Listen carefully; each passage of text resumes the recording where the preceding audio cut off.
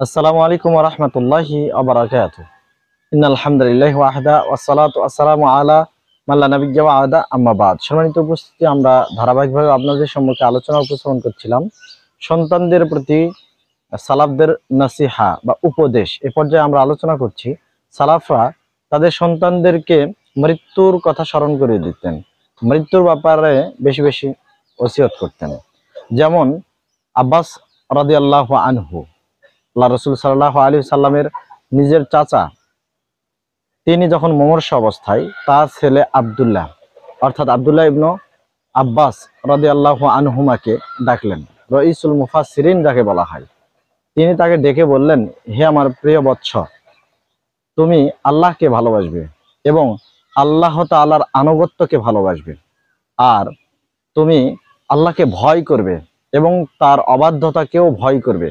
এই বিষয়টা যদি তুমি করতে পারো, এরপরে তুমি মৃত্যুকে কখনোই ডরাবে না, আর তুমি মৃত্যুকে অপছন্দ করবে না। এছাড়া সাইদ ইবনে যায়েদ রাদিয়াল্লাহু আনহু তার সন্তানকে কাছে ডেকে বলছেন, হে আমার প্রিয় বৎস, আমি তোমার মাঝে একটা বৈশিষ্ট্য লক্ষ্য করছি। তখন পুত্র পিতাকে বলছেন যে, হে আব্বাজান, আমার মাঝে আপনি কি বৈশিষ্ট্য দেখছেন? তখন পিতা বলছেন যে, আমি দেখতে পাচ্ছি যে তুমি মৃত্যুবরণ করবে। আল্লাহু আকবার। সম্মানিত উপস্থিতি, সালাফরা তাদের সন্তানদেরকে সর্বদাই মৃত্যুকে সামনে রেখে চলার জন্য ওসিয়ত করতেন, উপদেশ দিতেন। আসুন আমরাও পরস্পরকে মৃত্যুর কথা স্মরণ করিয়ে দেই।